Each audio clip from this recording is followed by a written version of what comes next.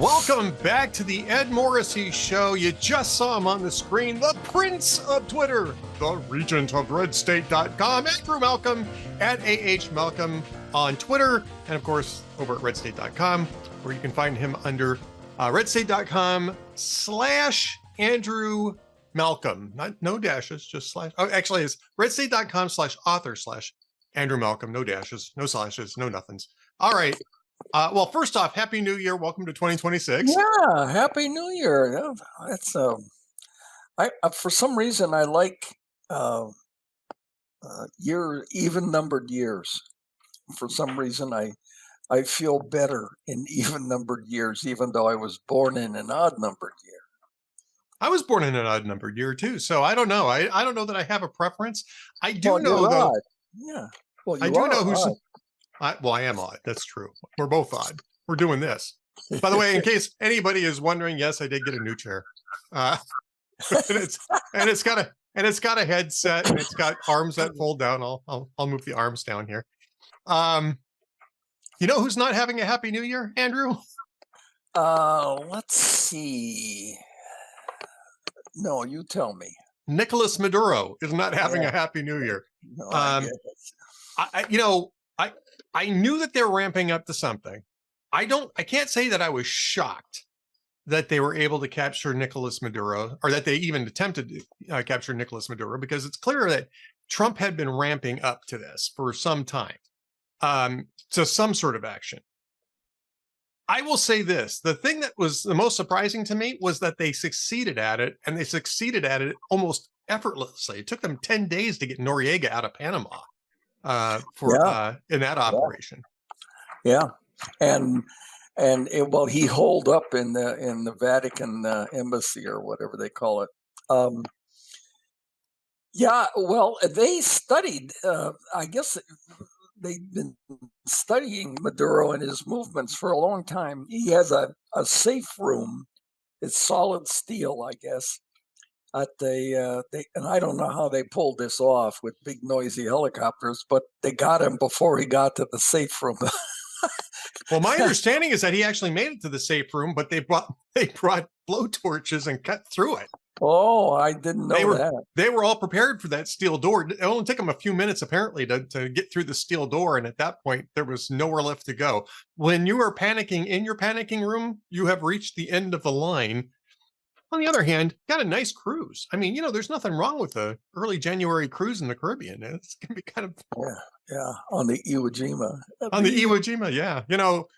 I understand that the food's pretty good, even if the activities on deck are a little limited for folks who are being captured as narco trafficking criminals. But I mean, were you surprised I think everybody was surprised, but I mean, how surprised were you to find out how this happened? Well, it was so clean and crisp and well planned and perfectly executed. And it came in sharp contrast to the exit from Afghanistan. But it reinforced the sharp execution of the bombing in Iran in June. The precision of that. I mean, there were more than 150 planes involved in that in the Iran bombing, and bringing them from another continent and refueling every one of them for enough time. I mean, it's so efficient, and it should be a warning. But another thing that's impressive is Marco Rubio. Have you been watching him? Yes. And they have rightly put him forward as the chief spokesman on these things. He is so well present and well spoken, and with a sense of humor and poise, just boom, boom, boom, boom, boom through the agenda without reading them. I mean, this guy is very impressive. I really like him the most, and Trump is giving him room for to be Marco, even Did you though see? Did you see J.D. Vance's comment on that? By the way, which was interesting. And I'm going to have to paraphrase because I don't have it right in front of me. It'll be in the final word on Monday night, but we're recording this before I get a chance to put it together. And it was something to the effect of somebody was asking about how J.D. Vance is approaching Marco Rubio being the point man for all of this, because, of course, J.D. Vance has sort of been considered the heir apparent, right? And J.D. Vance told the reporter this, and I want to get to the coverage of this, by the way, at some point, because I think it's been interesting and not necessarily what I expected. But in this particular case, he told the reporter, look, I have two ways to approach something like this. I see that, Marco is in the lead of something that I'm not, really publicly involved in. I can either basically be worried about my position in 2028 and try to undermine it or minimize it, or I can be worried about the American public and the success of this administration and get behind it and cheer it. He says, and I'm going to do the second because it matters. And also because I think he's pretty secure about this, because Marco Rubio has already announced that he will not seek the nomination if J.D. Vance does, that he plans to support J.D. Vance if J.D. Vance wants to seek the presidential nomination in 2028. That just clears the air. See, that's another smart aspect to Marco. I mean, he's really, really good, and he knows background. He calls it up. He said, if you don't know, now you know. He's got applause lines. He's very quotable, and couldn't be any more supportive of Trump. So it's quite a contrast to Trump's first Secretary of State back in 2016. Tillerson. Rex Tillerson? Yeah, good old Rex. Nobody's heard from Rex since, but of course, I'm not even sure if Rex is still around, frankly. He kind of became a complete non-entity after his little brief tour. Of course, Mike Pompeo did a much better job as Secretary of State after, and who's not in the administration this time around, but is still very supportive of it. But Marco's doing a great job. And I think it shows that Trump has really, in this second time around, really focused on professionalism, getting people in place who are going to be professional and be on mission. I mean, Hegseth is another one, right? Now, I know Pete. I've known Pete for about 20 years. Pete used to come on our radio show, 21 years. He used to come on our radio show in the Twin Cities, and he'd be in studio with us. This is when he was still active duty in the Rangers, right? And he would come in and talk to us about the mission in Afghanistan. He's very pro-mission. Then he got involved in veterans work and was on with us quite a bit. This is from like 2004 to 2009-ish, I guess, or so. And then he got involved with Fox News, and obviously that he moved out of town. He was in the Twin Cities at the time when we were doing all this stuff. And when he got nominated for Secretary of Defense, now they're calling it Secretary of War, there were a lot of people who were saying, oh, well, he's just some, Fox News reporter. He doesn't have a first clue. It's like the guy has been actually writing about the stuff that's wrong with the Department of Defense and what needs to be done to fix it for some time. And yes, he was on Fox News as a host for a while, but he was an officer. He was a combat officer in Afghanistan and Iraq, I believe. So he knows at least something of what's going on there. He's certainly more attuned to it than Chuck Hagel was as Barack Obama's Secretary of Defense, briefly. But the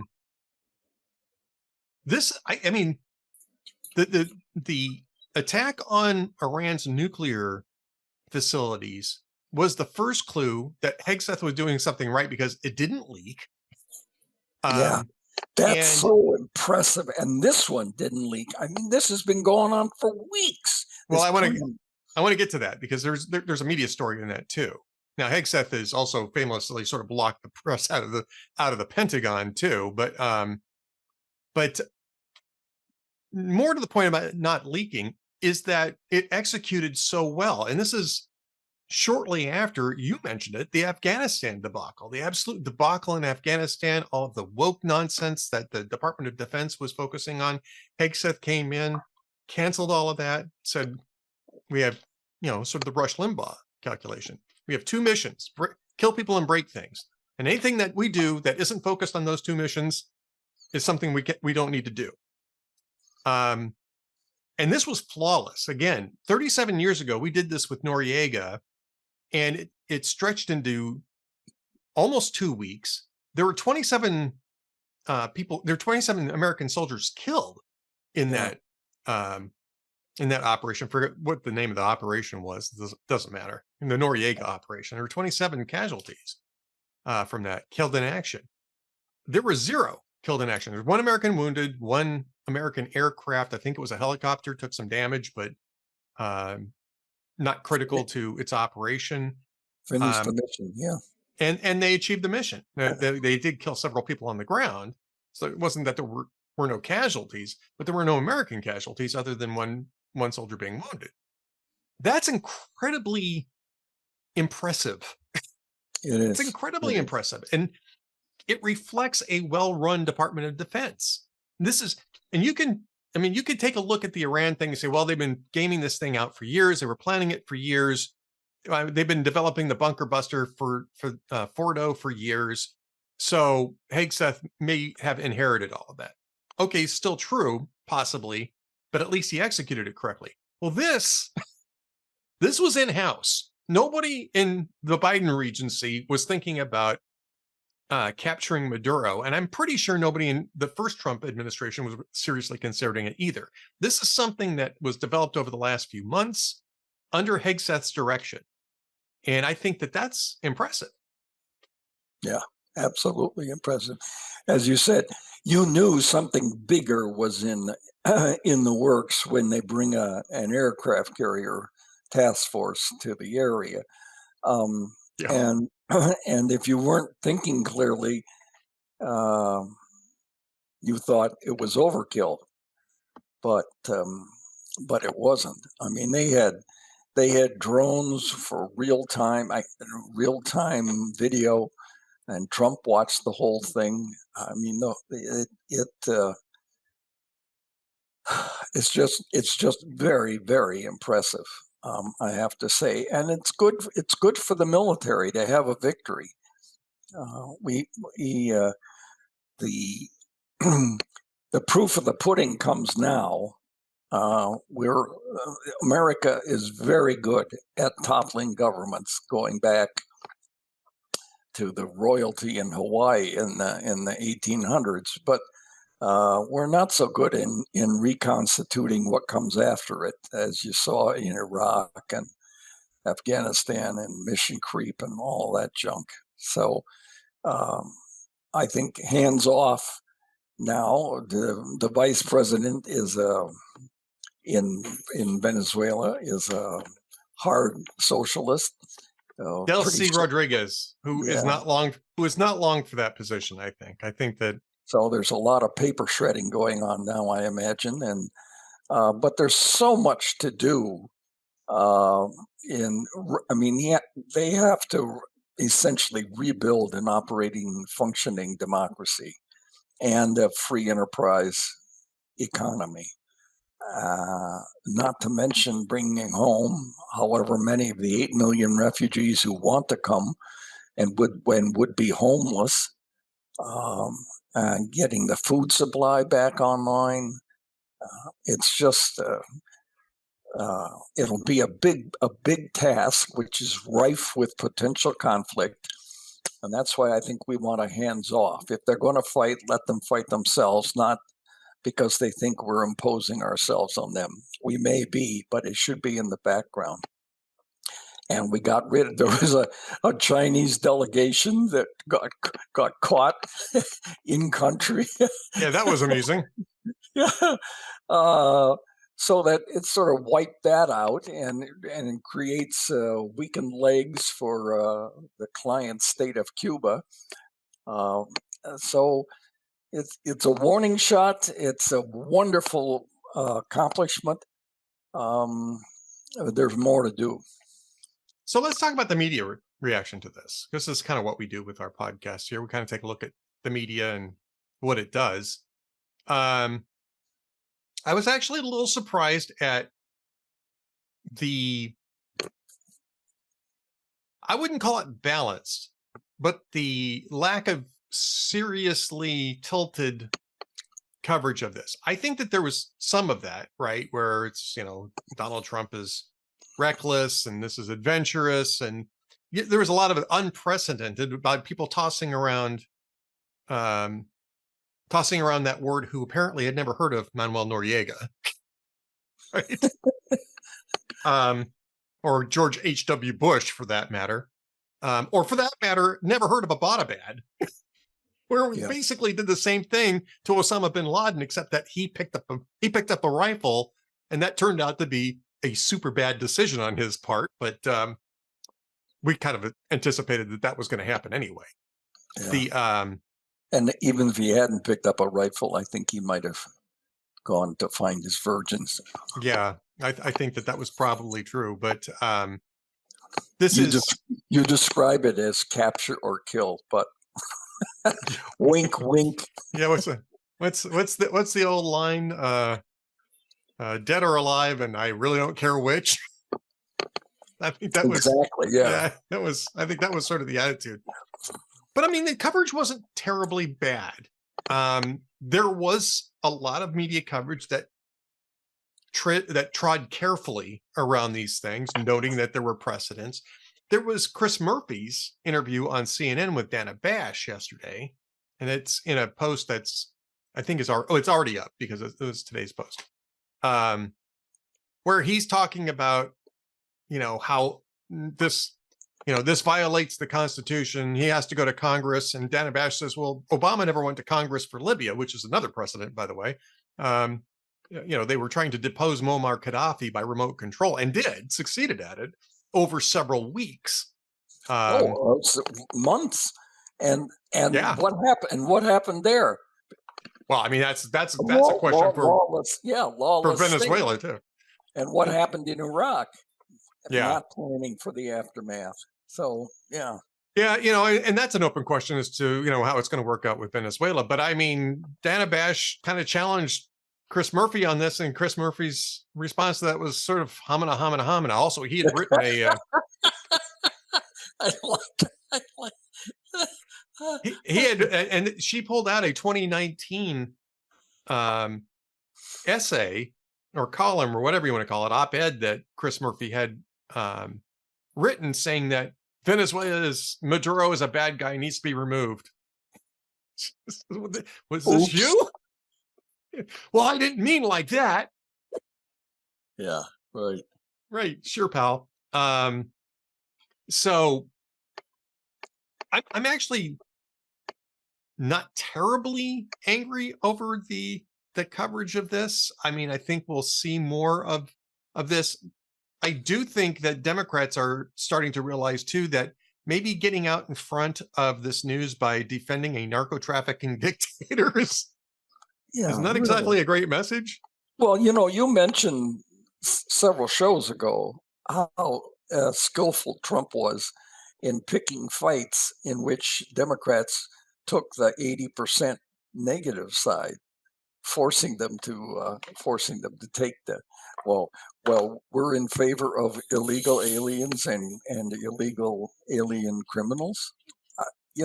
So Trump is very good at picking the causes to support that put Democrats in a bind. How are they going to come out? Well, we're in favor of more crime. So it worked. I'm not sure it will benefit anybody in the midterm elections, which is the big concern for 2026, and Trump losing his slim congressional control, which would stall the legislative agenda for the last half of this term. Yep. I think honestly that this is sort of the capper of the first year. I know it happened after New Year's. By the way, this is on Saturday, right? still recovering from New Year's Eve, New Year's Day, the day before. It's, Friday night going into Saturday morning when all this happens. It's like, so there's really no rest for the wicked, I guess, what we're saying here. Yeah. This is the capper of a very robust first year. We're not even to the anniversary of the inauguration yet. That's still what, 15 days away. Yeah. 15 days away. And And I it's mean, for 43 weeks and 2 days. Well, 43, well, today, Tuesday. So 43 weeks away from the midterm. right. Now, I don't think that foreign policy drives midterm elections. However, if you're going into the midterm elections as the party that got rid of Maduro, that may end up getting rid of Khamenei in Iran, because that's a whole other thing going on right now, but certainly got rid of the Iran nuclear threat. And that has sort of imposed Pax Americana on places like, Azerbaijan, Armenia, Pakistan, India, Gaza, maybe. I'm not convinced about that one yet. Possibly, I guess, Ukraine, maybe. I don't know. Just depends on how things are going from here. I mean, that's a pretty good subcontext, I guess, for the economic argument, which is that we're fixing the economy by securing America's immediate environment in the Western Hemisphere. And we are, I know that there's an oil thing here with Venezuela, and that's certainly part of it, but that's really, I don't even think that's the driver of it. It's the Iran, Hezbollah, China, Russia connections to Venezuela. I think that really drove this. And the drug trafficking. Machado, the opposition leader, was very well spoken. I saw beautiful English. I saw an interview with her in which she said, "Well, people talk about a foreign invasion. We're already invaded with Russian, Chinese agents, Hezbollah, Hamas, Cuban intelligence. I read was running." Kind of screwed up, but was running Maduro's intelligence operation. Yeah. So that worked out well. Yeah.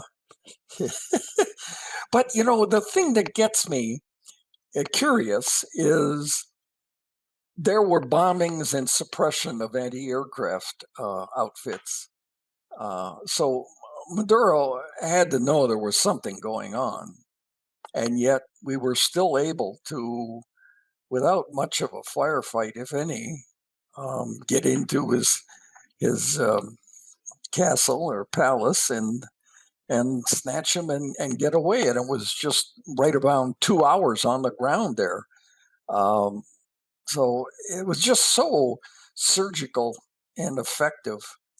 I just, I don't know if it's going to give China encouragement that they can go in and take over Taiwan, but it's for what it is now. And the media, I think, got the message. Even the Washington Post had an extremely positive editorial about. I saw that. Wasn't that something? Well, that shows that Bezos' message as the owner is taking hold, and we'll see. We're taping before the Monday, but Monday night. Evening CBS Evening News is the first appearance of the newly improved and revived, refreshed CBS News evening show, and with the new anchor Tony Dokupo. Yeah. What do you? I mean, honestly, Barry Weiss has got she's got a lot of irons in the fire, and she's got massive headwinds. Did you see the thing with George Clooney last week, by the way? No. So George Clooney was being asked about the consolidation of studios in Hollywood, which is actually a really interesting issue. And I'm concerned about that. I think that all of these acquisitions tend to make Hollywood less responsive and less creative. And there's all sorts of different issues in terms of antitrust that come into play. And they're asking George Clooney about this. And instead of answering that question, or in addition to answering that question, he starts going off on how, well, I'm much more concerned about CBS News, dismantling a news organization, and that Barry Weiss is coming in and she doesn't know what she's doing, and she's there to just dismantle the news organization, turn it into propaganda, which is really amusing if you followed Rathergate and what happened with Kamala Harris, a year and a half ago. And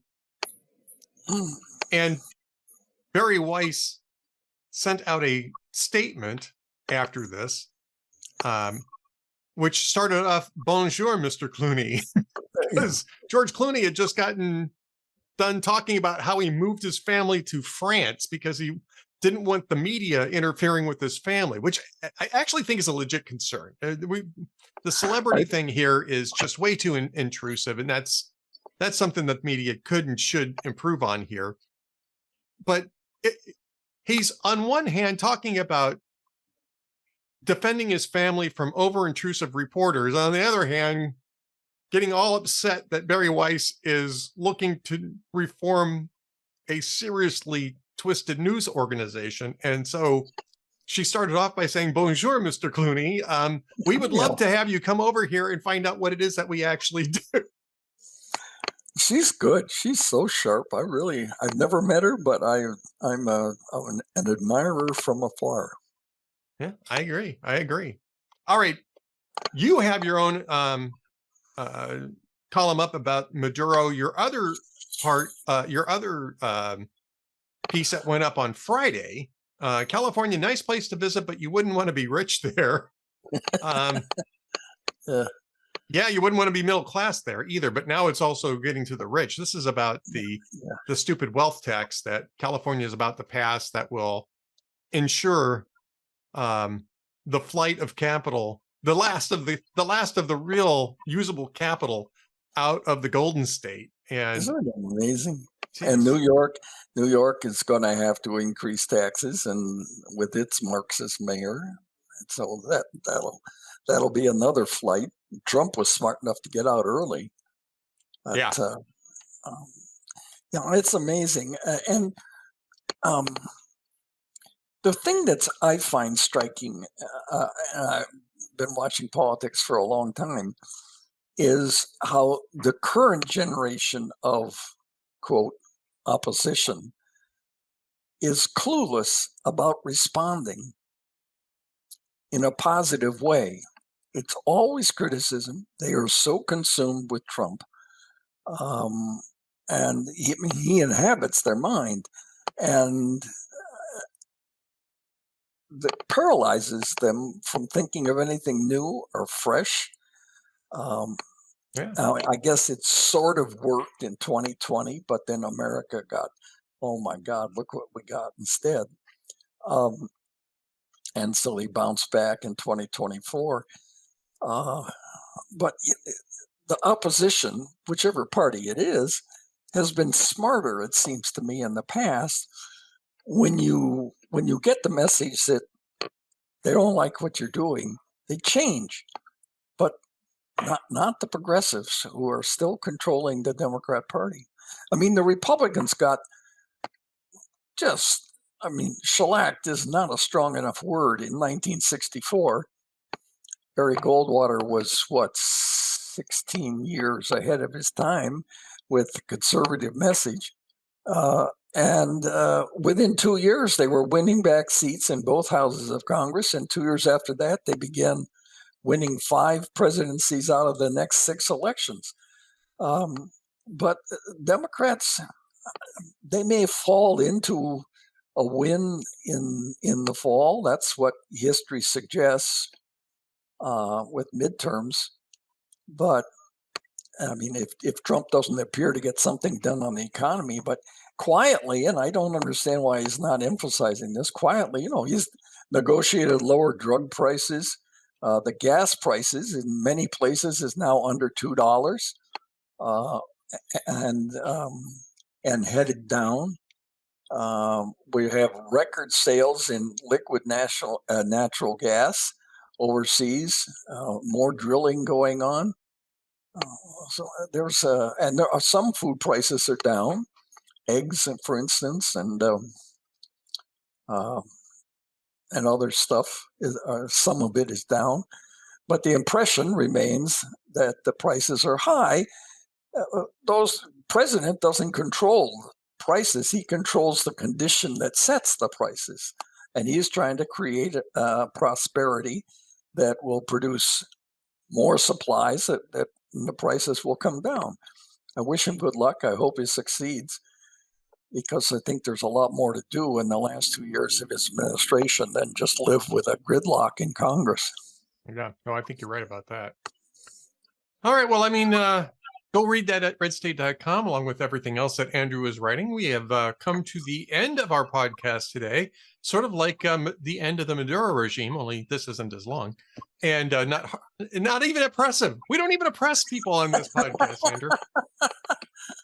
But we do tell jokes. Actually, all the way through, we tell jokes, but we do have our tradition of the jokes of the day. And I know that you don't have any. I actually have two for you today. Uh-oh. The first one, I'll bet they're R-rated. The first one isn't. The second one will be. So, okay. First one, and I got both of these from jokesoftheday.net because I love going over there and just seeing what the funny is today.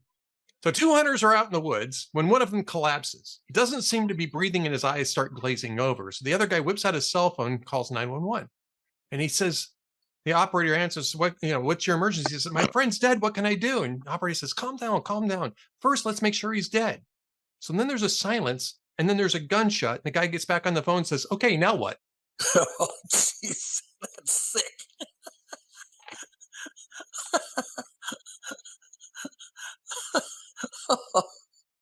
Well, he made sure. All right. I'll give you that, Ed. All right. Yeah. This is the R-rated one. So a mother and her young son are flying on Southwest Airlines, right? And the son, who's been looking at the window, turns to his mother and says, if dogs have baby dogs and cats have baby cats, why don't planes have baby planes? And the mother doesn't really want to answer this question. So she says, well, maybe you should ask a flight attendant. So the boy goes down the aisle and asks the flight attendant, says, if dogs have baby dogs and cats have baby cats, why don't planes have baby planes? The flight attendant looks at the little boy and says, did your mother ask you to tell me that? Or tell you to ask me that? The little boy says, yeah. He says, well, tell your mother that there are no baby planes because Southwest always pulls out on time, and have your mother explain that one to you.